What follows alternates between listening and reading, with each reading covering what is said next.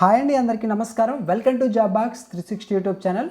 RRB group D ఎగ్జామ్కు prepare అవుతున్న students అందరికీ గాను మన ఛానల్లో మ్యాథ్స్, రీజనింగ్, అదేవిధంగా జనరల్ సైన్స్కి సంబంధించి కూడా కొన్ని వీడియోస్ అనేది అప్లోడ్ చేశాను. అయితే ఇక చాలా తక్కువ టైం మాత్రమే ఉంది కాబట్టి మీకు సెట్స్ వైజ్గా వీడియోస్ అనేది అప్లోడ్ చేస్తాను.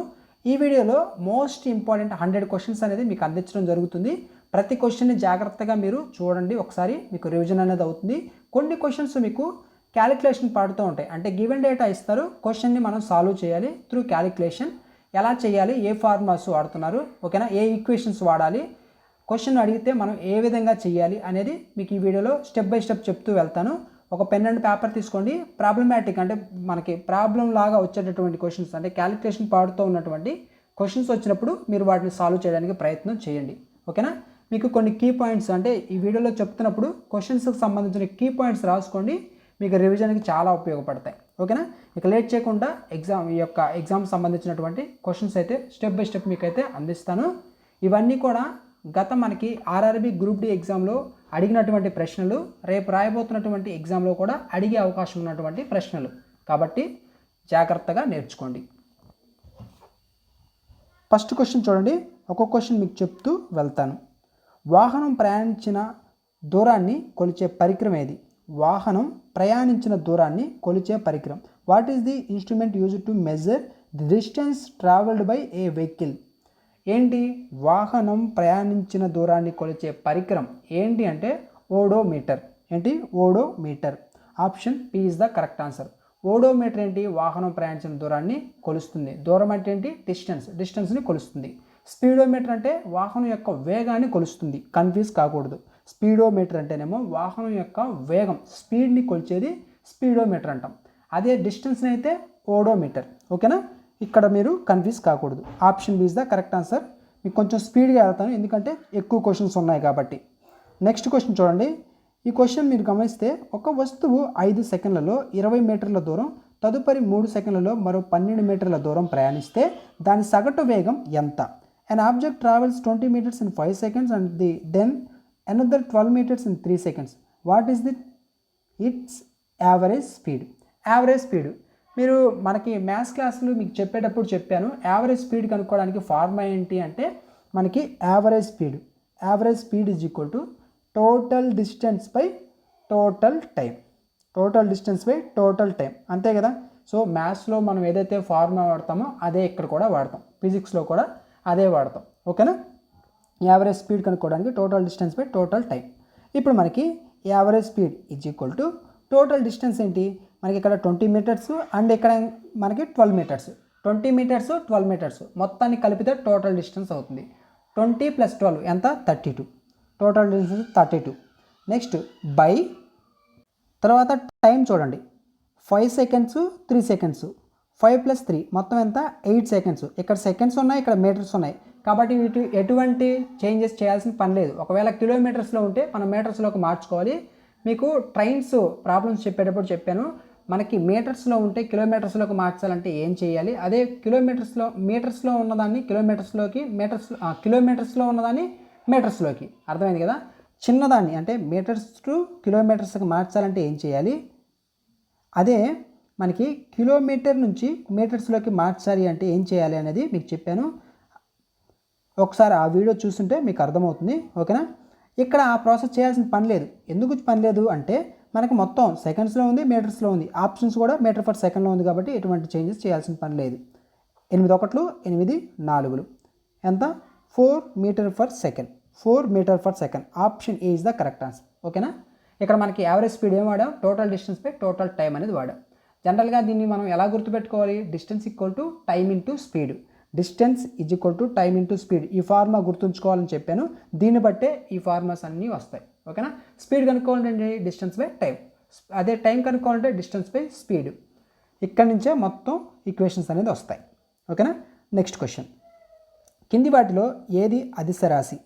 ఇక్కడ కొన్ని పాయింట్స్ చెప్తాను చూడండి. అదిశ రాశి అనగానే మీకు గుర్తు రావాల్సింది ఏంటి? అదిశ అంటే ఏంటి? దిశ లేనిది.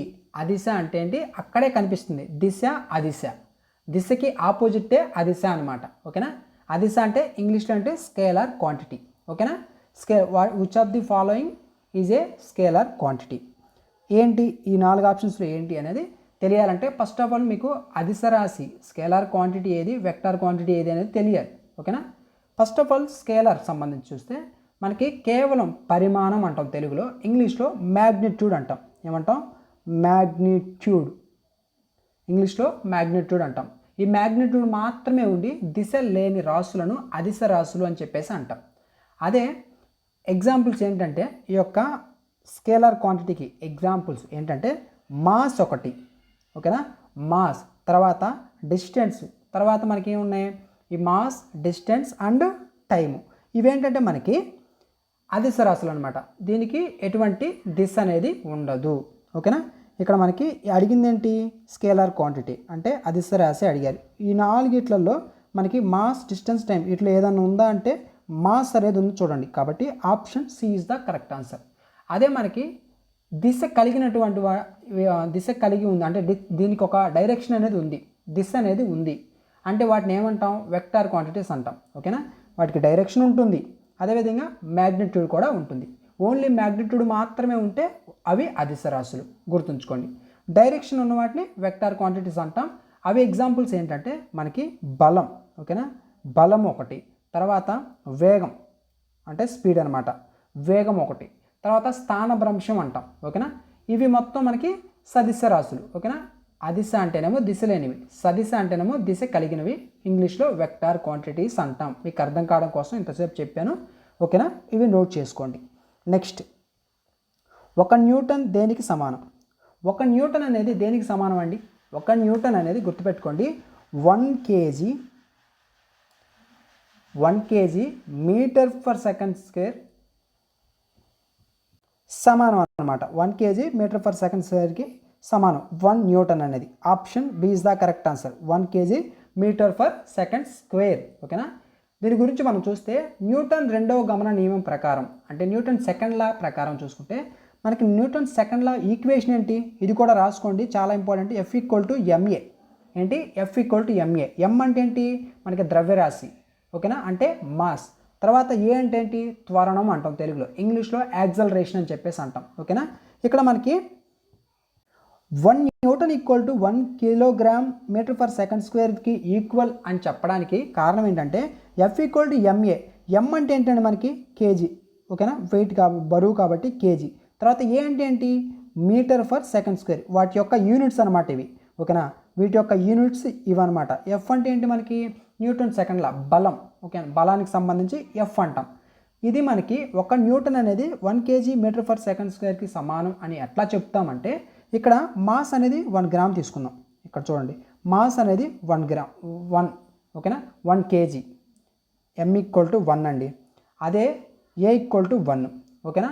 ఇప్పుడు F = ఓకేనా, m అంటే ఎంత? 1 ఇంటూ a అంటే ఎంత? 1. 1 × 1 1 అవుతుంది. F = ma. బలం యొక్క యూనిట్స్ ఏంటి మనకి? న్యూటన్స్. ఓకేనా. ఇక్కడ న్యూటన్స్ విలువ 1 వచ్చింది, ఇక్కడ మాస్ విలువ 1, ఏ విలువ కూడా 1. ఓకేనా. కాబట్టి దీనికి సమానం. నెక్స్ట్ క్వశ్చన్, ఒక స్థిరమైనటువంటి ఒక స్థిరమైన బలం 2 కిలోగ్రామ్ కేజీ ద్రవ్యరాశి గల ఒక వస్తువుపై 2 సెకండ్ పాటు పనిచేసి దాని వేగాన్ని 3 మీటర్ పర్ సెకండ్ నుండి 7 మీటర్ పర్ సెకండ్కి పెంచింది. ప్రయోగించిన బలం ఎంత? A constant force acts on an object of mass 2 kg for 2 seconds, increasing its velocity from 3 meter per second to 7 meter per second. What is the magnitude of the applied force అనమాట. What is the magnitude of the applied force? దీన్ని మనం కనుక్కోవాలి. ఇది చూడండి, మీకు step by step చెప్తాను, జాగ్రత్తగా వినండి. ఓకేనా. మనకు కనుక్కోమంది ఏంటి? సేమ్ మ్యాథమెటిక్స్లో మనకి ప్రాబ్లంలో కనుక్కోవాల్సింది ఏంటి అనేది చూసుకొని దాన్ని కనుక్కుంటాం. ఇక్కడ కూడా ఇలా ప్రాబ్లమ్స్ వచ్చినప్పుడు కనుక్కోవాల్సింది ఏంటి, ఇచ్చింది ఏంటి, ఏ ఈక్వేషన్ వాడాలి, ఇదే ఇక్కడ మనకు ఈ 3 పాయింట్స్ అనేది చూసుకోవాలి. మనకు కనుక్కోమంది బలం. ఓకేనా. ప్రయోగించిన బలం. బలం అంటే ఇప్పుడే చూస్తాం, according to Newton's second law F = ma అనమాట. F = ma. అయితే మనకి ఇక్కడ చూడండి, మాస్ అనేది ఇచ్చారు మనకి. ఇక్కడ మాస్ 2 kgs ఇచ్చారు, తర్వాత ఏ అంటే యాక్సలరేషన్, త్వరణం ఎక్కడ ఇచ్చారా, ఇవ్వలేదు. దాన్ని మనం కనుక్కొని ఈక్వేషన్లో సబ్స్టిట్యూట్ చేయాలి. ఏ ఈజ్ ఈక్వల్ టు మనకి ఈక్వేషన్ ఏంటి, ఏ ఈజ్ ఈక్వల్ టు తుది వేగం మైనస్ తొలి వేగం by time. A is equal to తుది వేగం మైనస్ తొలి వేగం బై టైం. తుది వేగం మైనస్ తొలి వేగం అంటే మనకి ఇక్కడ ఇచ్చారు చూడండి, 3 మీటర్ పర్ సెకండ్ నుండి 7 మీటర్ పర్ సెకండ్. ఓకేనా, అంటే తొలి వేగం ఎంత, 3 మీటర్ పర్ సెకండ్ అనమాట. తుది వేగం అంటే 7 మీటర్ పర్ సెకండ్. దాన్ని మనం రాసుకున్నాం, తుది వేగం మైనస్ తొలి వేగం బై టైం అండి యాక్సలరేషన్ అంటే. ఈజ్ ఈక్వల్ టు వి అంటే ఎంత 7 మైనస్ యూ అంటే 3 బై టీ అంటే టైం ఎంత ఇచ్చారు మనకి, 2 సెకండ్స్ ఇచ్చారు చూడండి, టైము 2 సెకండ్స్ ఇచ్చారు కాబట్టి 2 రాసుకుంటున్నాను. 7 మైనస్ 3 అంటే 4 బై 2 అంటే 2 ఒకట్లు 2 రెండ్లు అంటే 2 వచ్చింది. యాక్సలరేషన్ అంతా 2 వచ్చింది. యాక్సలరేషన్ తెలుసు, మాస్ తెలుసు. ఇప్పుడు మన బలం ఫోర్స్ అనేది మనం కనుక్కోవచ్చు. ఓకేనా, కనుక్కుందాం. అది F is equal to mass ఎంత 2 kgs ఇంటూ యాక్సలరేషన్ ఎంత, త్వరణం అనేది ఎంత 2. ఓకేనా, 2 ఇంటూ 2 4. ఈ 4 ఏంటి, newtons, 4 newtons. Option B is the correct answer. అర్థమవుతుందా ఎలా చేస్తున్నామో. ఫిజిక్స్లో కూడా అసలు ఫిజిక్స్లో కొంచెం ఈజీగానే క్వశ్చన్ అనేది ఉంటుంది. మీరు క్యాలిక్యులేషన్ పార్ట్ రాగానే భయపడొద్దు. క్వశ్చన్ని చేసే విధానం తెలిస్తే చాలా ఈజీగా చేయొచ్చు, చాలా ఈజీగా ఉంటాయి. ఓకేనా, మ్యాథ్స్ అంత టఫ్గా ఇవ్వరు, చాలా ఈజీగానే ఇస్తారు. ఇక్కడ ఈక్వేషన్ బేస్డ్గా క్వశ్చన్స్ అనేది ఉంటాయి. నెక్స్ట్ క్వశ్చన్, రాకెట్ పనిచేసే సూత్రం కింద ఏ నియమంపై రాకెట్ పనిచేసే సూత్రం క్రింది ఏ నియమంపై ఆధారపడి ఉంటుంది. రాకెట్ పనిచేసేటటువంటి ఫార్ములా అండి. The working principle of a rocket is based on which of the following laws. దేని మీద అంటే చెప్తాను, ఇది కూడా జాగ్రత్తగా వినండి. మనకి న్యూటన్ మూడవ నియమం మీద ఆధారపడి పనిచేస్తుంది. రాకెట్ పనిచేసే సూత్రం ఏ నియమంపై ఆధారపడుతుందంటే న్యూటన్స్ థర్డ్ లా. ఓకేనా, న్యూటన్ మూడవ నియమం అంటే ఏంటి, న్యూటన్స్ థర్డ్ లా అసలు ఏంటి, యాక్షన్ అండ్ రియాక్షన్ గుర్తుపెట్టుకోండి. Newton's third law. ఓకేనా, action and reaction. For example ఏంటి, ఇప్పుడు మనం చూసినటువంటి ర్యాకెట్ని తీసుకోండి. ర్యాకెట్ నుండి వాయువు క్రిందకి నెట్టబడింది. ఓకేనా, తర్వాత ర్యాకెట్ పైకి దూసుకెళ్తడం జరుగుతుంది. ఓకేనా, ఇక్కడ ద్రవ్యవేగం నిత్యత్వ నియమం పై కూడా ఆధారపడుతుంది అనమాట. అంటే కన్జర్వేషన్ ఆఫ్ మొమెంటం, ఇంగ్లీష్లో కన్జర్వేషన్ ఆఫ్ మొమెంటం అంటాం. మీకు సింపుల్గా చెప్పాలంటే రాకెట్ అనేది పైకి వెళ్తుంది. ఓకేనా, ఆ రాకెట్ పైకి వెళ్తున్నప్పుడు ఆ రాకెట్ నుండి వాయువులు క్రిందకి నెట్టబడేది చర్య. రాకెట్ పైకి వెళ్తుంది అన్నాను కదా, అది ప్రతిచర్య, యాక్షన్ అండ్ రియాక్షన్. కాబట్టి న్యూటన్స్ థర్డ్ లా. ఓకేనా, ఇంకొక ఎగ్జాంపుల్ కూడా చెప్పాలంటే మీకు గన్ ఉందండి. గన్నులోంచి బుల్లెట్ని ఇట్లా మీరు ట్రిగ్గర్ని నొక్కగానే గన్ను ఒకసారిగా వెనక్కి వచ్చి బుల్లెట్ అనేది ముందుకు వెళ్తుంది. అది కూడా మనకి న్యూటన్స్ థర్డ్ లాకి సంబంధించిన ఎగ్జాంపుల్ అనమాట. ఓకేనా, option C is the correct answer. Next question, ఒక వస్తువును భూమిపై నుండి పైకి విసిరినప్పుడు దాని గరిష్ట ఎత్తు వద్ద వేగం ఎంత ఉంటుంది. దాని గరిష్ట ఎత్తు వద్ద వేగం అనేది ఎంత ఉంటుంది గుర్తుపెట్టుకోండి. వస్తువు పైకి విసిరే కొద్దీ అంటే పైకి వెళ్ళే కొద్దీ గురుత్వాకర్షణ వల్ల దాని వేగం అనేది తగ్గిద్ది. గరిష్ట ఎత్తు వద్ద క్షణకాలం అంటే ఒక సెకండ్ పాటు పూర్తిగా ఆగిపోవడం జరుగుతుందన్నమాట. అంటే పలానా స్టేజ్ అంటే ఈ స్టేజ్కి వచ్చినప్పుడు ఇక్కడ ఒక సెకండ్ పాటు ఆగిపోతుంది. అంటే అక్కడ వేగం ఎంత ఉంటుంది, =0 ఉంటుంది. అర్థం అది. ఓకేనా, ఇక్కడ నుంచి ఒక బంతి ఉందండి, బంతిని పైకి విసిరాం, ఒక స్టేజ్కి వెళ్ళి మళ్ళీ రిటర్న్ అవుతుంది. ఆ రిటర్న్ అయ్యే ప్రాసెస్లో ఇక్కడ మనకి ఒక సెకండ్ పాటు ఆగుతుంది. అప్పుడు స్పీడ్ అంత. సో మనకి ఇక్కడ స్పీడ్ అంతా అని అడిగారు. గరిష్ట ఎత్తు వద్ద వేగం ఎంత అంటే 0 అనమాట. సింపుల్గా option B is the correct answer, 0. అర్థమైంది కదా. మీరు ఇట్లా ఎగ్జాంపుల్ తీసుకొని మీరు ఆ క్వశ్చన్ని చేయగలిగితే ఎగ్జామ్లో కూడా మీకు ఈజీగా గుర్తుంటుంది. ఓకేనా, మీరు ఆలోచించాలి. ఫిజిక్స్ అంటే ఏంటంటే మీరు ప్రాక్టికల్గా ఆలోచించగలిగితే చాలా ఈజీగా క్వశ్చన్స్ అనేది చేయొచ్చు. ఓకేనా, నెక్స్ట్ క్వశ్చన్, భూమి ఉపరితలంపై గురుత్వ త్వరణం జీ విలువ ఎంత. భూమి ఉపరితలంపై గురుత్వ త్వరణం విలువ ఎంత. What is the value of acceleration due to gravity on the surface of the earth. ఎంత మనకు కాన్స్టెంట్ వాల్యూ తెలుసు. గురుత్వ త్వరణం విలువ ఎంత అంటే 9.8 metre per second square. 9.8 metre per second square. ఓకేనా, 9.8 మీటర్ ఫర్ సెకండ్ స్క్వేర్ అనమాట. మీటర్ ఫర్ సెకండ్ కాదు, ఇది wrong. Metre per second square అనేది కరెక్ట్ ఆన్సర్. ఓకేనా. Option B is the correct answer. కొన్ని సందర్భాల్లో ప్రాబ్లమ్స్ చేసేటప్పుడు నియర్లీ 10 మీటర్ ఫర్ సెకండ్ కూడా చేస్తాం. 10 మీటర్ ఫర్ సెకండ్ స్క్వేర్ కూడా మనం తీసుకుంటూ ఉంటాం. ఒకసారి చూసుకోండి, ఓకేనా. అంటే మనకి ఎగ్జామ్లో ఇచ్చిన ఆ గివెన్ డేటాని బట్టి 9.8 నియర్లీ 10 ఉంది కాబట్టి 10 కూడా తీసుకుంటాం, ఓకేనా. నెక్స్ట్, ఒక వ్యక్తి బరువు భూమిపైన 600 న్యూటన్స్ ఉంటే చంద్రుడిపై అతని బరువు సుమారు ఎంత ఉంటుంది, ఓకేనా. ఇది question. If a person weight on earth is 600, what will be his approximately weight on the moon? చంద్రుడి పైన ఎంత ఉంటుంది, ఉజ్జాయింపుగా అంటే సుమారుగా ఎంత ఉంటుంది అనేది క్వశ్చన్. ఇక్కడ మీకు కొన్ని పాయింట్స్ గత వీడియోలో మీకు ఫిజిక్స్ సంబంధించి వీడియో అప్లోడ్ చేసినప్పుడు చెప్పాను కొన్ని పాయింట్స్. అంటే చంద్రుడి మీద, మనకి భూమి మీద మాస్కి సంబంధించి, అదేవిధంగా వెయిట్కి సంబంధించి మీకు డిఫరెన్స్ ఏంటి అనేది చెప్పాను, ఓకేనా. ఇక్కడ ఏమన్నారు, మనకి ఏమన్నారు, బరువు భూమిపైన 600 ఉంటే చంద్రుడిపైన అతని బరువు సుమారు ఎంత ఉంటుంది, బరువు గురించి అడుగుతున్నారు. చంద్రుడిపైన గురుత్వాకర్షణ శక్తి భూమి కంటే ఎంత 1/6 వంతు ఉంటుంది, 1/6 వంతు ఉండడం జరుగుతుంది. అంటే చంద్రుడిపై బరువు ఎంత ఉంటుంది అంటే సింపుల్గా 600/6 ఈజ్ ఈక్వల్ టు 6 100 అనేది ఉంటుంది, 100, ఓకేనా. Option B is the correct answer, ఓకేనా. బిఫోర్ మీకు ఫిజిక్స్ క్లాస్ అంటే ఫిజిక్స్ సంబంధించి ఆ యొక్క ఫిజిక్స్లో ఇదే సేమ్ ఇలాంటి క్వశ్చన్ వచ్చినప్పుడు మీకు మాస్కి సంబంధించి చెప్పాను, ఓకేనా.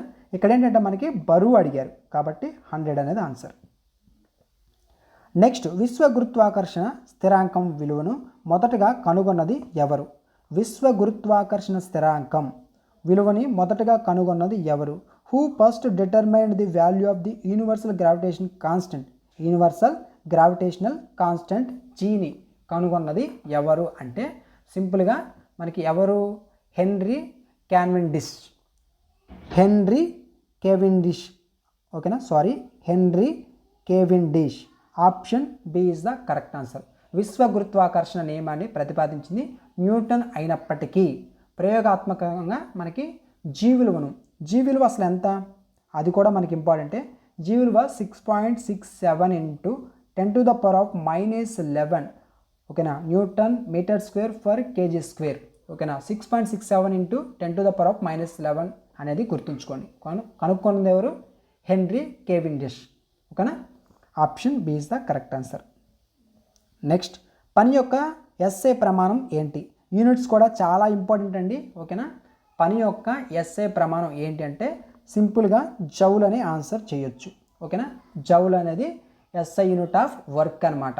బలం ప్రయోగించినప్పుడు వస్తువు స్థానభ్రంశం చెందితే పని జరిగినట్లు చెబుతాం మనం. పని జరిగినట్లు చెప్పడం జరుగుతుంది. పని and Shakti, work and energy రెండింటికి ఎస్ఐ ప్రమాణాలు, ఎస్ఐ యూనిట్స్ ఏంటి అంటే గుర్తుంచుకోండి, జౌల్ అని, ఓకేనా. నెక్స్ట్ క్వశ్చన్, 10 kg ద్రవ్యరాశి గల 10 kgల ద్రవ్యరాశి గల ఒక వస్తువు 4 మీటర్ పర్ సెకండ్ స్థిర వేగంతో ప్రయాణిస్తుంటే దాని గతిజ శక్తి కైనెటిక్ ఎనర్జీ ఎంత? గతిజ శక్తి కైనెటిక్ ఎనర్జీ అంటాం, ఓకేనా. ఇక్కడ మనకి తెలియాల్సింది ఏంటి, కైనెటిక్ ఎనర్జీకి సంబంధించిన ఫార్ములా తెలియాలి, ఓకేనా. ఎక్కడ ఏ ఫార్ములా వాడాలనేది మీకు తెలియాలి. Kinetic energy is equal to ½ మనం చిన్నప్పుడు కూడా చదువుకునే రోజుల్లో ఎక్కువసార్లు ఈ ఫార్ములా మీరు వినే ఉంటారు ఫిజిక్స్లో. కైనెటిక్ ఎనర్జీ ఈక్వల్ టు ½ ఇక్కడ m అంటే మనకి ఇచ్చారు 10 kg, ఇచ్చినట్టు రాసుకోండి. 1/2 ఇంటూ m అంటే ఎంత 10 kg ఇంటూ నెక్స్ట్ మనకి v². v విలువ ఎంత ఇచ్చారు మనకి? v అంటే స్పీడు, మీటర్ పర్ సెకండ్ 4 అన్నారు, ఓకేనా. 4 రాసేసుకున్నాను. ఇప్పుడు దీన్ని సాల్వ్ చేయాలి. ఇది స్క్వేర్ ఉంది కాబట్టి స్క్వేర్ రాసుకోండి. ఈజ్ ఈక్వల్ టు 2 1 2 5, ఓకేనా. తర్వాత 5 ఇంటూ 4² అంటే 16, 5 16 ఎంత 80, అంతే కదా, 80 జౌల్స్, ఓకేనా. కైనెటిక్ ఎనర్జీ అన్న, ఓకేనా. ఇప్పుడే మనం చూసాం ఎనర్జీ అండ్ మనకి వర్క్, ఈ రెండింటికి యూనిట్స్ ఏంటి? జౌల్. కాబట్టి 80 పక్కన జే అనేది జౌల్కి చూసాను, ఓకేనా. జే అంటే యూనిట్స్ అనమాట, 80 జౌల్స్.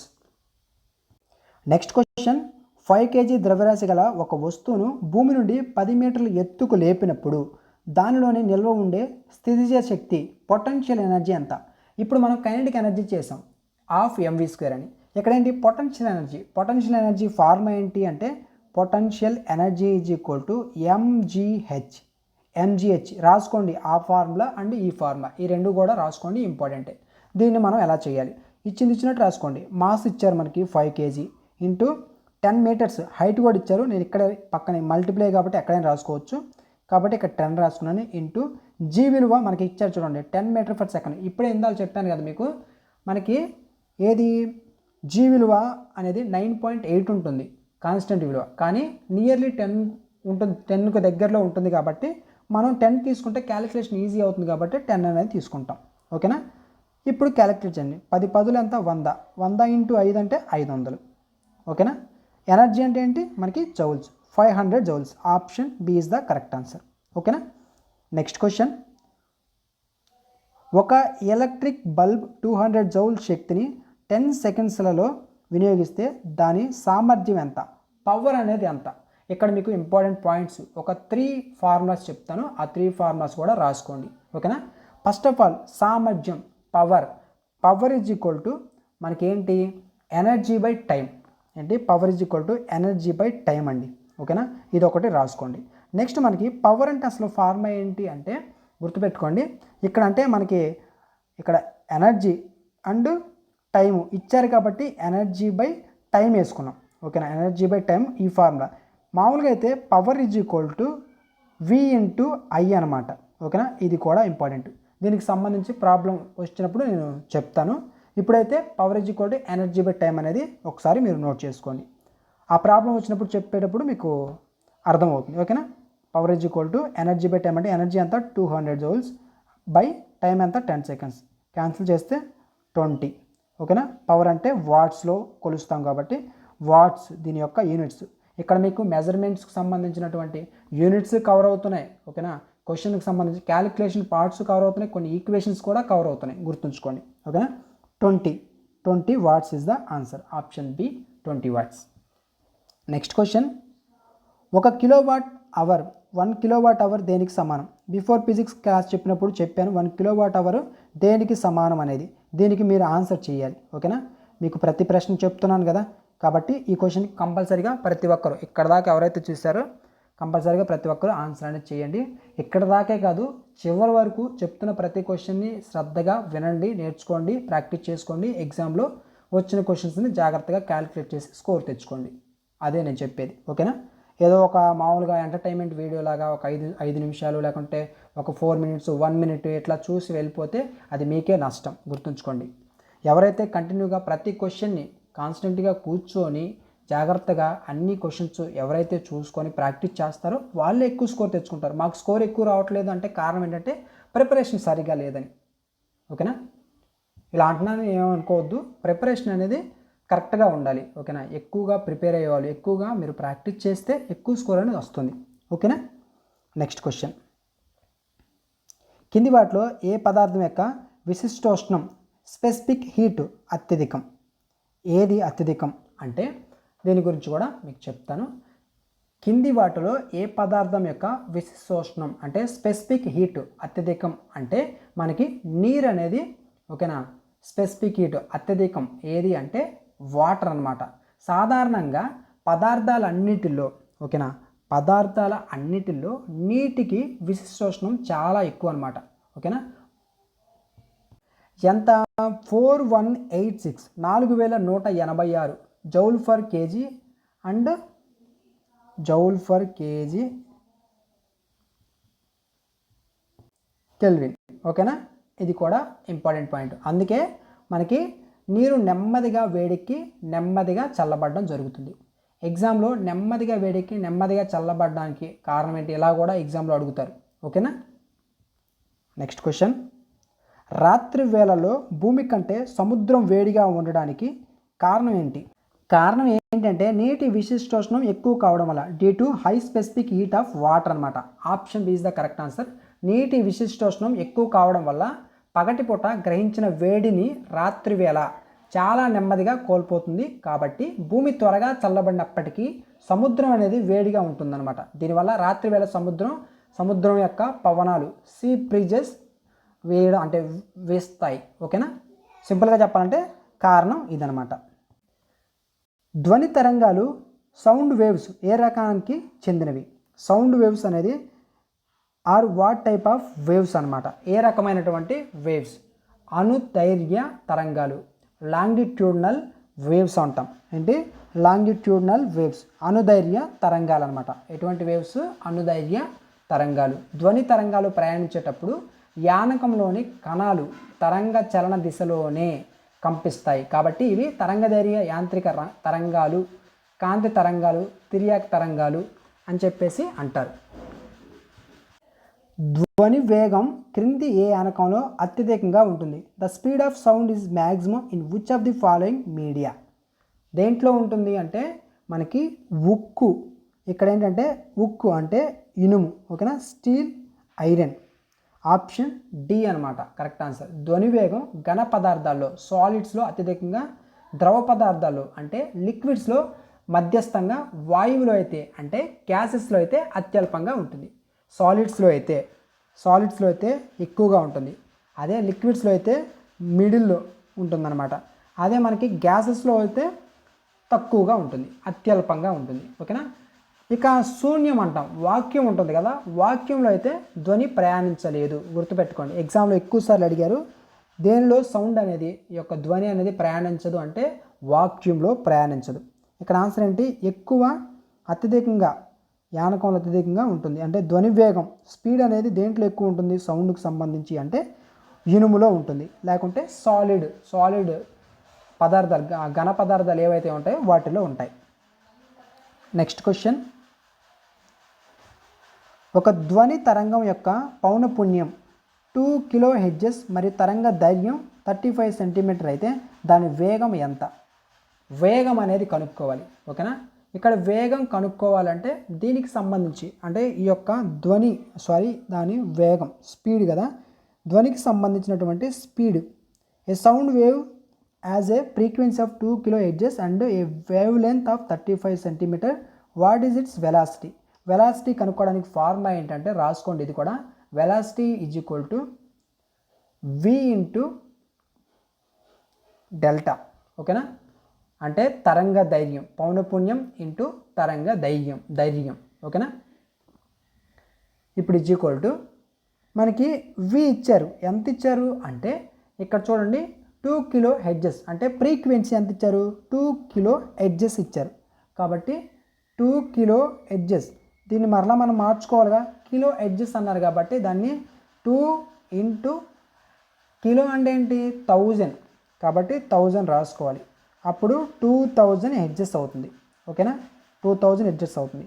అప్పుడు మనకి ఫ్రీక్వెన్సీ ప్లేస్లో ఎంత రాసుకోవాలి? v is equal to 2000 into next తరంగ దైర్ఘ్యం వచ్చేసరికి ఎంత మనకి 35 సెంటీమీటర్స్ ఇచ్చారు. వాటిని మీటర్స్లోకి మార్చుకోవాలి కదా. సో 35 మీటర్స్లోకి మార్చాలంటే బై 100 వేసుకోవాలి. ఓకేనా. అప్పుడు ఎంత వస్తుంది? 0.35 మీటర్స్ అనేది వస్తుంది. అంటే 0.35 మీటర్స్. ఓకేనా. ఇప్పుడు దీన్ని క్యాలిక్యులేట్ చేయాలి. 2000 ఇంటూ 0.35 మీటర్స్. దీన్ని మరలా ఈజ్ ఈక్వల్ టు 2000 ఉంది కదా. సో డైరెక్ట్గా మీరు ఇక్కడ ఇలా చేయకపోయినా ఈ పాయింట్ని ఇక్కడ రాసుకున్నా కానీ ఈజీగా అయిపోతుంది. 35/100 డైరెక్ట్గా నేను ఇక్కడే రాస్తున్నాను. 2 zeros క్యాన్సిల్. ఇప్పుడు 20 ఇంటూ 35, 2 ఇంటూ 35 ఏంటంత 70, పక్కన ఒక 0, 700 ఏంటి 700 metre per second. 700 metre per second. Option B is the correct answer. Next, మానవుడు వినగలిగే ధ్వని పౌనపున్య శ్రేణి ఆడిబుల్ రేంజ్ ఎంత? మానవుడు వినగలిగేటటువంటి ఆడిబుల్ రేంజ్ అనేది ఎంత అంటే 20 Hz to 20,000 20,000 Hz వరకు మానవుడు వినగలిగేటటువంటి పౌనపున్య శ్రేణి ఆడిబుల్ రేంజ్ ఎంత అంటే 20 to 20,000. ఓకేనా. Option B is the correct answer. కొంచెం స్పీడ్గా వెళ్తాను, ఇంకా చాలా క్వశ్చన్స్ ఉన్నాయి. స్పష్టమైన ప్రతిధ్వని వినాలంటే ధ్వని మూలకానికి పరావర్తన స్థలానికి మధ్య ఉండవలసినటువంటి కనీస దూరం ఎంత? కనీస దూరం అనేది ఎంత? స్పష్టమైన ప్రతిధ్వని అంటే ప్రతిధ్వని ఏంటంటే ఎక్కువ అనమాట, ఎక్కువకు సంబంధించి. ఓకేనా. పరావర్తన స్థలానికి మధ్య ఉండవలసినటువంటి కనీస దూరం ఎంత అంటే 17.2 మీటర్ అండి. గుర్తుపెట్టుకోండి. 17.2 metre. Option A is the correct answer. మానవుని మెదడులో ధ్వని ప్రభావం ఎంత? 0.1 సెకండ్ పాటు ఉంటుంది. గాల్లో ధ్వని వేగం ఎంత? 344 మీటర్ పర్ సెకండ్ ఉంటుంది. ఇవన్నీ రాసుకోండి. 344 మీటర్ పర్ సెకండ్ అనేది గాలిలో ధ్వని వేగం.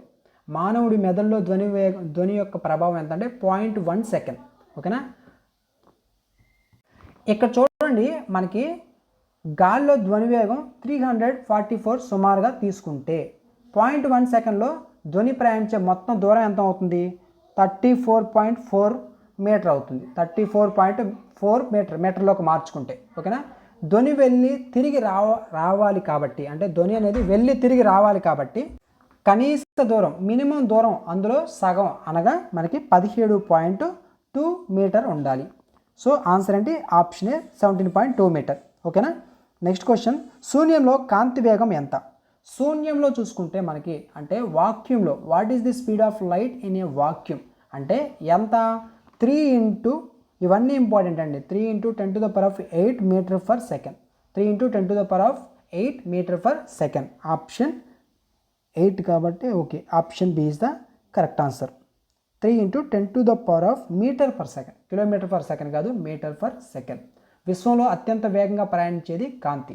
శూన్యంలో దీని వేగం సెకనుకు సుమారు 3 లక్షల కిలోమీటర్లు, అంటే 3 ఇంటూ 10⁸ అనమాట. నెక్స్ట్ క్వశ్చన్, ఒక యానకం యొక్క వక్రీభవన గుణకం రిఫ్రాక్టివ్ ఇండెక్స్ 1.5 అయితే ఆ యానకంలో కాంతి వేగం ఎంత? ఆ యానకంలో కాంతి వేగం ఎంత?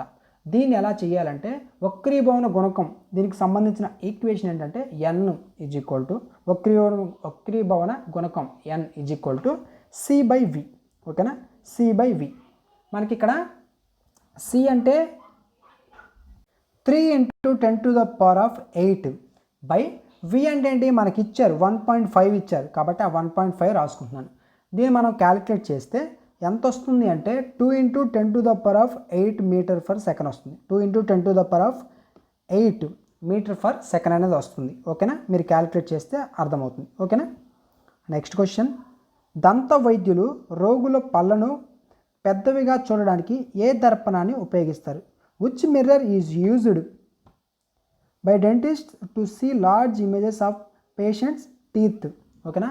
పళ్ళని పెద్దగా చేసి అంటే చూడటానికి ఏమి వాడతారు? ఎటువంటి మిర్రర్ని వాడతారు అంటే సింపుల్గా గుర్తుంచుకోవాలి, పుటాకార దర్పణం, కాన్కేవ్ మిర్రర్ అనేది వాడటం జరుగుతుంది. పుటాకార దర్పణం వస్తువులను ఫోకస్ అండ్ పోల్ మధ్య అంటే ఫోకస్ అండ్ పోల్ మధ్యలో ఉంచినప్పుడు పెద్దదైనటువంటి నిటారైన మిథ్యా ప్రతిబింబం, మ్యాగ్నిఫైడ్ ఎరెక్ట్ విజువల్ ఇమేజ్ అనమాట ఇవ్వడం జరుగుతుంది. ఇటువంటి ఇమేజ్ని ఇస్తుంది. అందుకే దంత వైద్యులు షేవింగ్ అద్దాల్లో కూడా ఓకేనా దేన్ని వాడతారు అంటే కాన్కేవ్ మిర్రర్ని వాడడం జరుగుతుంది. పుటాకార దర్పణాన్ని వాడతారు. Option A is the correct answer. వాహనాల వెనుక నుంచి వచ్చే ట్రాఫిక్ను చూడడానికి ఉపయోగించే దర్పణం ఏంటి? బిఫోర్ అప్లోడ్ చేసిన ఫిజిక్స్ క్లాస్లో కూడా చెప్పాను.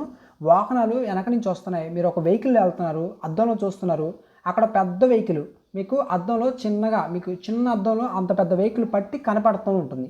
అంటే పెద్ద వెహికల్ని చిన్నదాన్ని చేసి మీకు అద్దంలో చూపించేదాన్ని ఏమంటాం? కుంభాకార దర్పణం, కాన్వెక్స్ అంటాం. పెద్దదాన్ని చిన్న చేసి చూపించేదాన్ని కాన్వెక్స్ అంటాం. అర్థమైంది కదా? ఇలా గుర్తుంచుకోండి. Option convex mirror, option B is the correct answer. కుంభాకార దర్పణం మీరు సింపుల్గా గుర్తుంచుకోవడానికి కుంభకరుడు అంటాం కదా, చాలా పెద్దగా ఉంటాడు. ఓకేనా? కానీ ఓకే అది వద్దులే, సరే సింపుల్గా మామూలు గుర్తుంచుకోండి. ఓకేనా? కాన్వెక్స్ మిర్రర్ అంటే పెద్దదాన్ని చిన్న చేసి చూపిస్తుంది. ఎగ్జాంపుల్ ఏంటంటే మీరే ఒక వెహికల్ మీద వెళ్తున్నారు, అద్దంలో చూస్తున్నారు, వెనక పెద్ద లారీ వస్తుంది, ఆ లారీ అనేది మీకు అద్దంలో కనిపిస్తుంది, పెద్దది చిన్నగా కనిపిస్తుంది. కుంభాకార దర్పణం, కాన్వెక్స్ మిర్రర్ అనమాట. ఓకేనా? నెక్స్ట్ క్వశ్చన్, ఒక పుటాకార దర్పణం యొక్క నాభ్యంతరం ఫోకల్ లెంత్ 20 సెంటీమీటర్ అయితే దాని వక్రత వ్యాసార్థం రేడియస్ ఆఫ్ కర్వేచర్ ఎంత? రేడియస్ ఆఫ్ కర్వేచర్ కనుక్కోవాలి. రేడియస్ ఆఫ్ కర్వేచర్ అంటే మనకి ఆల్రెడీ తెలుసు, are is equal to 2f అని. ఓకేనా? రేడియస్ ఆఫ్ కర్వేచర్ కనుక్కోవడానికి R equal to 2f is equal to 2 into F అనేది మాకు ఇచ్చారు ఫోకల్ లెంత్, ఇక్కడ ఎఫ్ అంటే ఫోకల్ లెంత్ 20 సెంటీమీటర్ ఇచ్చారు కాబట్టి ఇంటూ 20, 2 ఇంటూ 20 40. మనకి ఇక్కడ ఈక్వేషన్ తెలియాలండి అంతే. ఓకేనా? రేడియస్ ఆఫ్ కర్వేచర్ అంటే ఆర్ ఈక్వల్ టు 2f అని మీకు తెలియాలి. తెలిస్తేనే ఇలాంటి ప్రాబ్లమ్ చేయగలుగుతారు. ఇక్కడ చూడండి ఎంత సింపుల్గానే ఉంటుంది. ఫార్ములా తెలిస్తే క్వశ్చన్ చేయడం సింపుల్. ఓకేనా, అది ఎలా చేయాలనేది తెలియాలి అంతే, చాలా సింపుల్గా ఉంటాయి. ఎండమావులు ఏర్పడడానికి కాంతి యొక్క ఏ గుణం కారణం? ఇది కూడా మీకు బిఫోర్ అప్లోడ్ చేసిన క్వశ్చన్స్లో చెప్పాను. ఈ క్వశ్చన్కి మీరు ఆన్సర్ చేయండి, సింపుల్గానే ఉంటుంది. ఓకేనా, సరే ఈ క్వశ్చన్ కూడా నేను చెప్తాను చూడండి. ఇక్కడ ఏంటంటే ఎండమావులు ఏర్పడడానికి కాంతి యొక్క ఏ గుణం కారణం అంటే టోటల్ ఇంటర్నల్ రిఫ్లెక్షన్ అని చెప్పాను మీకు. ఓకేనా, టోటల్ ఇంటర్నల్ రిఫ్లెక్షన్, సంపూర్ణాంతర పరావర్తనం అనమాట. Option C is the correct answer.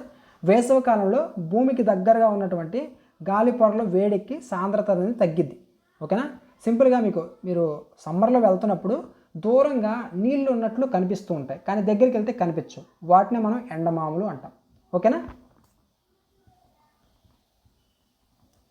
Next optical fibre కింది ఏ సూత్రం ఆధారంగా పనిచేస్తుంది? Optical fibres work on which of the following principles? ఏ ప్రిన్సిపల్ మీద వర్క్ అవుతుంది ఈ యొక్క ఆప్టికల్ ఫైబర్ అంటే? ఇది కూడా మనకి సంపూర్ణాంతర పరావర్తనం, టోటల్ ఇంటర్నల్ రిఫ్లెక్షన్. ఓకేనా, దీని మీదే వర్క్ అవుతుంది. ఒక కటకం అంటే ఒక లెన్స్ యొక్క సామర్థ్యం +2D డయాప్టర్ అయితే దాని నాభ్యంతరం ఎంత? ఇక్కడ కూడా ఫోకల్ లెంత్ అనేది కనుక్కోవాలి. ఓకేనా, ఫోకల్ లెంత్ కనుక్కోవాలి. అయితే ఇక్కడ ఏమన్నారు అంటే మనకి డయాప్ట్రమ్ ఇచ్చారు, +2 డయాప్ట్రమ్ అనేది +2 ఇచ్చారు. పవర్ ఆఫ్ లెన్స్ అంతా +2 ఇచ్చారు. దీనికి మనం వాడాల్సిన ఈక్వేషన్ ఏంటంటే కటక సామర్థ్యం, power of lens P = 100/f or 1/f కూడా తీసుకోవచ్చు.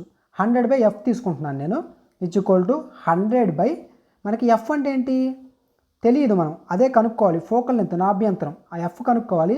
ఈ pని యువతలకు తీసుకొస్తున్నాను, ఇక్కడ తెచ్చి fని ఇక్కడ తీసుకెళ్తున్నాను, ఎందుకంటే మనకి నాభ్యంతరం ఫోకల్ లెంతే కనుక్కోవాలి కాబట్టి. =100/p అంటే ఏంటి? కటక సామర్థ్యం. కటక సామర్థ్యం అనేది ఇచ్చారు, 2 ఇచ్చారు కాబట్టి 2 రాసుకున్నాను. 2 1 2 50 కాబట్టి 50 అనేది answer. 50 centimetre. Option A is the correct answer. ఓకేనా, ఇక్కడ మనకి కటక సామర్థ్యం power of lens P = 1/f లేదా 100/f అనమాట. ఈ ఫార్ములా రాసుకోండి, ఇంపార్టెంట్. ఆకాశం నీలి రంగులో కనిపించడానికి కాంతి యొక్క ఏ దృగ్విషయం కారణం? ఆకాశం నీలి రంగులో కనిపించడానికి కారణం ఏంటి అనేది అడిగారు. కారణం ఏంటంటే స్కాటరింగ్ ఆఫ్ లైట్ అండి, కాంతి పరిక్షేపణం, స్కాటరింగ్ ఆఫ్ లైట్ అనమాట.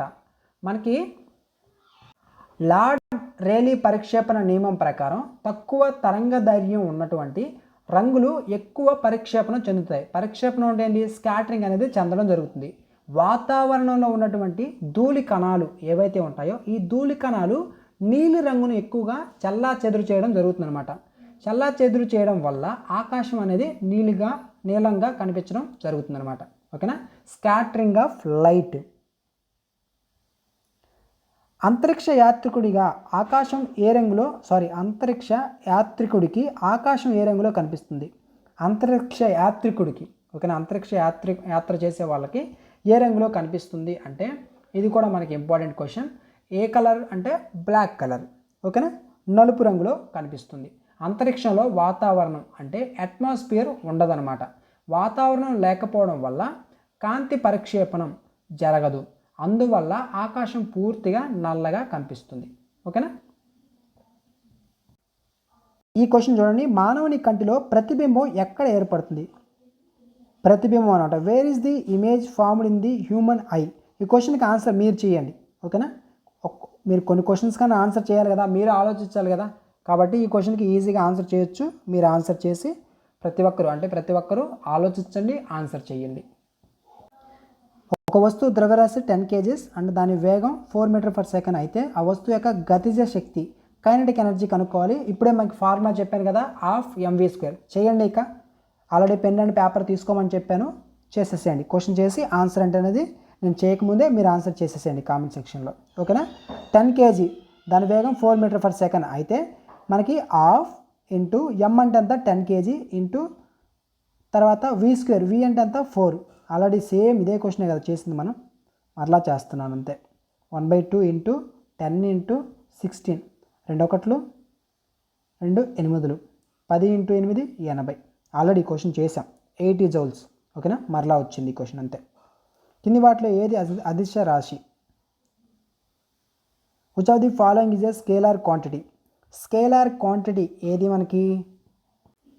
సారీ, ఈ క్వశ్చన్ కూడా చేసాం. ఇక్కడ చూడండి, 100 వాట్స్ విద్యుత్ బల్బును ప్రతిరోజు 5 గంటలు ఉపయోగిస్తే 30 రోజుల్లో ఆ బల్బు వినియోగించే విద్యుత్ శక్తి ఎన్ని యూనిట్లు? ఆ బల్బు వినియోగించే విద్యుత్ శక్తి ఎన్ని యూనిట్లు అనేది కనుక్కోవాలి. మనకి ఇక్కడ డేస్ ఇచ్చారు, అవర్స్ ఇచ్చారు అండ్ వాట్స్ కూడా ఇచ్చారు. ఈ క్వశ్చన్ ఎలా చేయాలి? ఇలాంటి క్వశ్చన్స్ కంపల్సరీగా ఎగ్జామ్స్లో వస్తాయి. చూడండి, ఇచ్చినట్టు రాసుకోండి. మనకి యూనిట్స్ అన్నారు కాబట్టి బై 1000 వేసుకోవాలి అంతే. ఓకేనా, 100 వాట్స్ పవర్ అనమాట. ఇక్కడ మనకి ఏమేమి ఇచ్చారు? సామర్థ్యం, పవర్ అనేది 100 వాట్స్ ఇచ్చారు. అండ్ ఇంటూ నెక్స్ట్ కాలం లేకుంటే టైం ఫర్ డే 5 అవర్స్ ఇచ్చారు కాబట్టి ఆ 5 అవర్స్ కూడా రాసుకున్నాను.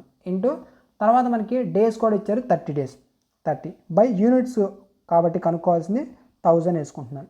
మనకి 1 కిలోవాట్ అవర్ లేదా యూనిట్స్ అని అంటాం విద్యుత్ శక్తికి సంబంధించి. బై 1000 వేసుకోవాలి. ఓకేనా, ఇప్పుడు 2 zeros క్యాన్సిల్, ఇక్కడ ఒక 0 ఇక్కడ 0 క్యాన్సిల్ అవుతుంది. 5 3 ఎంత? 15. ఆన్సర్ ఎంత? 15 units. Option A is the correct answer. సింపుల్గా ఆన్సర్ వచ్చేస్తుంది. ఫ్యూజ్ వైరు, ఈ ఫ్యూజ్ వైర్ను విద్యుత్ సర్క్యూట్లో ఎలా కనెక్ట్ చేస్తారు అండ్ దానికి ఉండవలసినటువంటి లక్షణం ఏంటి? How is a fuse wire connected in a electrical circuit and what properties should it have? ఉండవలసినటువంటి లక్షణం ఏంటి అంటే సింపుల్గా చెప్పాలంటే శ్రేణిలో తక్కువ ద్రవ్యమైన స్థానంలో. ఓకేనా, శ్రేణిలో తక్కువ ద్రవ్యభవన స్థానం, సిరీస్ లో మెల్టింగ్ పాయింట్ అనమాట ఉండవలసినటువంటి లక్షణాలు. Option B is the correct answer. దీనికి ఏంటంటే మనకి సింపుల్గా చెప్పాలంటే ఫ్యూజ్ వైర్కి సంబంధించి సర్క్యూట్ను రక్షించడానికి దీన్ని ఎప్పుడు కూడా అంటే ఎల్లప్పుడూ లేకుంటే ఎప్పుడు లైవ్ వైర్కు శ్రేణి సంధానంలో కలపడం జరుగుతుంది. ఓకేనా, లైవ్ వైర్కి శ్రేణి సంధానంలో అంటే సిరీస్లో కనెక్ట్ చేయడం జరుగుతుంది. దీనికి తక్కువ ద్రవ్యభవన స్థానం, లో మెల్టింగ్ పాయింట్ అనేది ఉంటుంది. మనకు దాని ద్వారా ఏంటంటే ఎక్కువ కరెంటు ప్రవహించినప్పుడు వెంటనే కరిగిపోయి సర్క్యూట్ను బ్రేక్ చేయడం జరుగుతుంది అనమాట. బ్రేక్ చేయడం వల్ల మనకి అది ఉపయోగం అనమాట. ఓకేనా,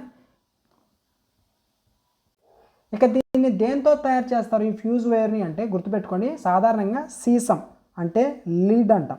లీడ్ అండ్ టిన్, తెలుగులో సీసం మరియు తగరం ఈ మిశ్రమ లోహంతో తయారు చేయడం జరుగుతుంది అనమాట. లీడ్ అండ్ టిన్, ఇది కూడా అడుగుతారు దేంతో తయారు చేస్తారు, దానికి వాడేవి ఏంటి అని. భూమి ఉపరితలం నుండి పైకి వెళ్ళే కొద్దీ వాతావరణ పీడనం ఏమవుతుంది? అట్మాస్ఫియరిక్ ప్రెజర్ అనేది ఏమవడం జరుగుతుందంటే భూమి పైన ఉన్నటువంటి గాలి పొరల బరువు వల్ల పీడనం అనేది ఏర్పడడం జరుగుతుందండి. మనం పైకి వెళ్ళే కొద్దీ మన పై ఉండేటటువంటి గాలి పొరల సాంద్రత అనేది అండ్ బరువు అనేది తగ్గడం జరుగుతుంది. ఇక్కడ ఏంటి సింపుల్గా తగ్గుతుంది, డిక్రీజ్ అవ్వడం జరుగుతుంది. ఓకేనా, వాతావరణ పీడనం ఏమవుతుంది వెళ్ళే కొద్దీ అంటే తగ్గుతుంది, డిక్రీజ్ అనేది అవుతుంది. Option B is the correct answer.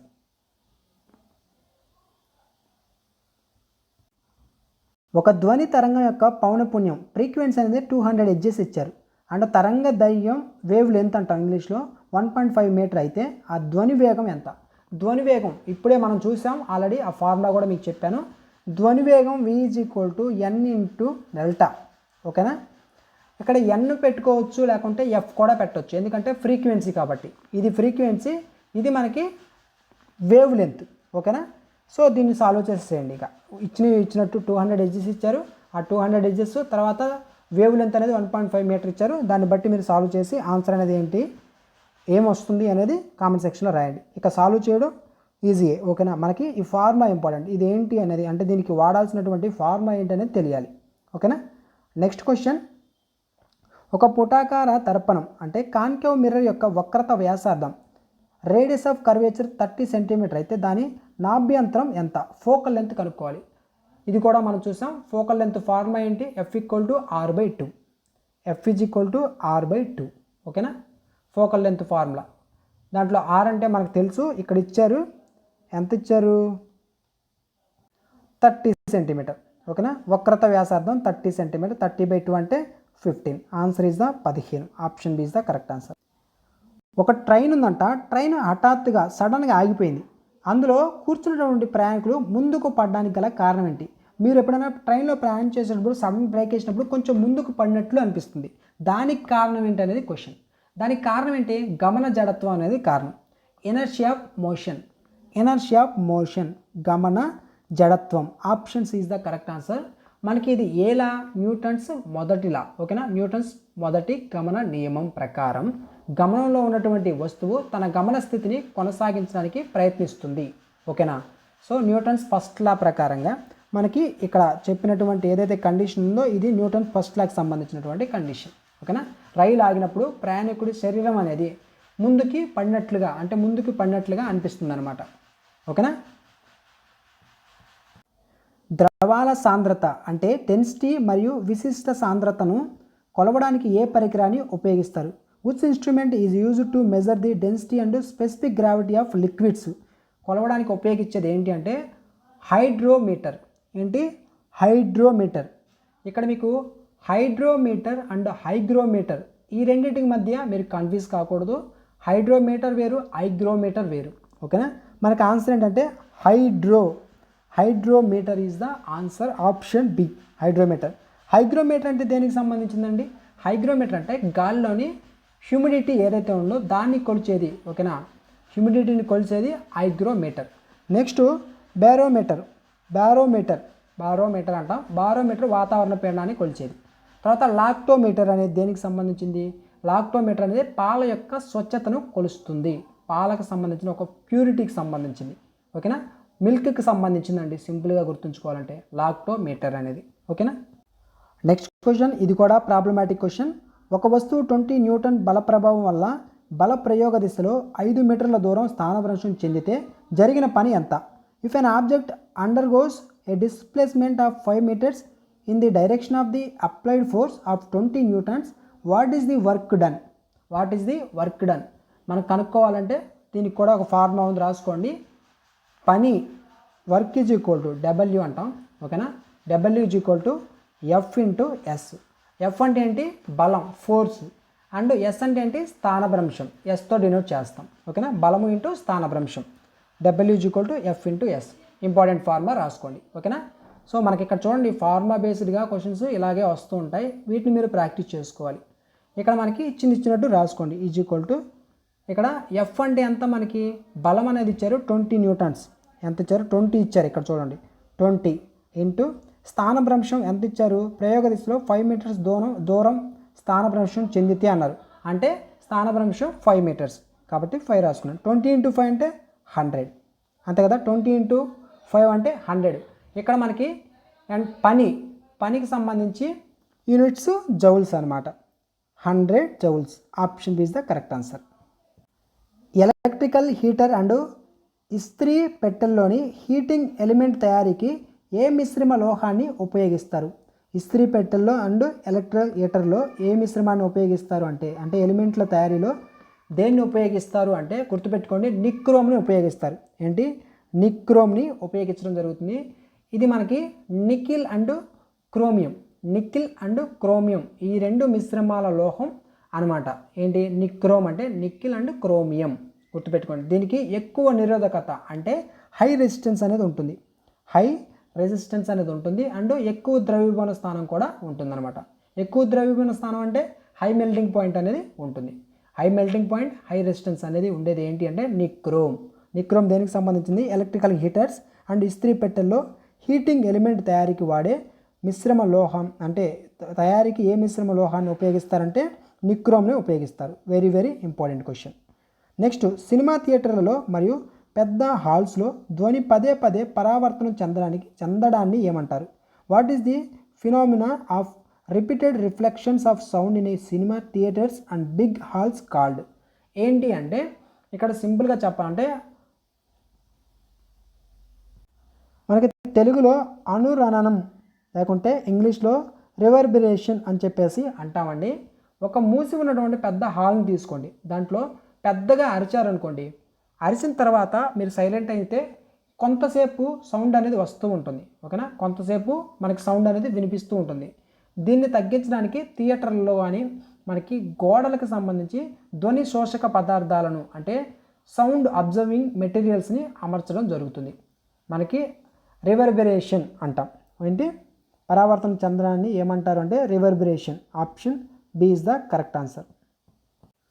ఒక ప్రక్షేపకం ఓకేనా, ఒక ప్రక్షేపకం లేకుంటే ప్రొజెక్టైల్ గరిష్ట పరిధిని చేరుకోవాలంటే దానిని భూమికి ఎంత కోణంలో ప్రయోగించాలి? Very very important question. ఇక్కడ చూడండి ఒక్కొక్క పాయింట్ చెప్తాను. ఎంత కోణం అంటే 45 డిగ్రీస్ అండి. ఇది కూడా ఎలా అంటే ఇక్కడ చూడండి మనకి దీనికి సంబంధించి ప్రక్షేపకం యొక్క పరిధి రేంజ్ ఆర్తో డినోట్ చేస్తాం. దానికి సంబంధించిన ఫార్ములా రాసుకోండి. R = U² sin 2θ U² sin 2θ by G అనమాట. ఓకేనా, దీన్ని బట్టి మనం చూస్తే ఇక్కడ మనకి sin 2θ పరిధి గరిష్టంగా ఉండాలంటే sin 2θ విలువ గరిష్టంగా ఉండాలన్నమాట. గరిష్టంగా అంటే 1 అనమాట, అనగా 1. ఓకేనా, అప్పుడు sin 2θ = 1. sin 2θ = 1 అయితే వేరే 2θ ఏమవుతుంది? 90 అవుతుంది. ఓకేనా, అప్పుడు θ విలువ ఏమవుతుంది? 45 డిగ్రీస్. అర్థమైంది కదా. So option C is the 45 degrees answer. ఎంత కోణంలో ప్రయోగించాలి? 45 డిగ్రీల కోణంలో ప్రయోగించాలి. ఈ క్వశ్చన్స్ కూడా చాలా చాలా ఇంపార్టెంట్. రీసెంట్గా ఈ మోడల్స్ కూడా వస్తున్నాయి. 4 ohms 6 ohms అండ్ 12 ohms నిరోధాలు గల 3 నిరోధకాలను సమాంతర సంధానం అంటే ప్యారలల్ కనెక్షన్లో కలిపితే వాటి ఫలిత నిరోధం ఎంత? 3 ఇచ్చారు, అవి ప్యారలల్ కనెక్షన్. ఈక్వేషన్ వేసి సాల్వ్ చేయాలి. ఈక్వేషన్ అంటే 1/r = 1/r1 + 1/r2 + 1/r3. ఎందుకంటే 3 ఇచ్చారు కాబట్టి రాసుకున్నాను. ఇప్పుడు 1/4 r1 1/r2 ఎంత? 6 + 1/r3 12. వీటిలో 4, 6, 12కి ఎల్సిఎం కట్టండి. 4, 6, 12కి ఎల్సిఎం ఎంత? 12. దీన్ని బట్టి ఒక్కొక్కటి చేయండి. 12 అంటే 4 3 12 అంటే 3 ప్లస్ 6 2 కాబట్టి 2 ప్లస్ 12 1 కాబట్టి 1 3 + 2 + 1 5 + 1 6 అంటే 6/12 వచ్చింది. ఇక్కడ చూడండి 6/12 వచ్చింది అంటే 6 1 6 2 1/2. 1/r విలువ ఎంత? 1/2 అంటే r విలువ ఎంత? 2. కాబట్టి ఆన్సర్ ఏంటి? ఆప్షన్ బి 2 అనమాట. ఓకేనా, 2 ohms వాటి ఫలితంగా రెసిస్టెన్స్ ఎంత అంటే R = ఎఫెక్టివ్ రెసిస్టెన్స్ 2 అనమాట. ఓకేనా, టైం అనేది పరిగెడుతుంది. సో క్వశ్చన్స్ ఇలా చేయాలి. వీటిలో ఇంకా ఉన్నాయి. ఈ వీడియోలో ఇంతవరకు. ఓకే, నెక్స్ట్ వీడియోలో రిమైనింగ్ క్వశ్చన్స్ కూడా మీకు కంప్లీట్ చేస్తాను. ఓకేనా, ఎందుకంటే టైం మరీ ఎక్కువైపోతుంది. మీరు కూడా ఎక్కువ వినాలన్నా కానీ వినలేరు, విన్నా కానీ కొన్ని గుర్తుండవు. కాబట్టి ఈ క్వశ్చన్స్ ఒకసారి మీరు రివిజన్ అయితే చేసుకోండి. ఇక్కడ మీకు ప్యారలల్ కనెక్షన్ చెప్పాను కదా, నెక్స్ట్ సిరీస్ కనెక్షన్, తర్వాత ఇంకా ఇంపార్టెంట్ క్వశ్చన్స్ ఉన్నాయి. వాటన్నిటిని కూడా మీకు ఎక్స్ప్లెయిన్ చేస్తాను. ఓకేనా, మనకి టెలిగ్రామ్ సంబంధించిన అఫీషియల్గా జాబ్ బాక్స్ 360 ఛానల్ ఉంది. ఇంకా ఎవరైనా జాయిన్ అవ్వకపోతే అక్కడ మీరు జాయిన్ అవ్వండి. మీకు అర్థమెటిక్ రీజనింగ్ క్లాసులు చెప్పిన తర్వాత ప్రాక్టీస్ కొరకు అక్కడ క్వశ్చన్స్ అనేది కూడా అప్లోడ్ చేశాను. మీకు నిన్నటి రోజు చెప్పిన రీజనింగ్ క్వశ్చన్స్ కూడా మీకు అప్లోడ్ చేశాను. ఒకవేళ డౌన్లోడ్ చేసుకోకపోతే చేసుకొని ప్రాక్టీస్ చేసుకోండి. వెరీ వెరీ ఇంపార్టెంట్ క్వశ్చన్స్ అవి. ఓకేనా, మీకు ఏదైనా డౌట్స్ ఉంటే కంపల్సరీ కామెంట్లో అడగండి, మీకు రిప్లై అనేది ఇస్తాను. అందరూ బాగా ప్రిపేర్ అవ్వండి. ఓకేనా, ఈ వీడియో కింద థ్యాంక్స్ ఫర్ వాచింగ్.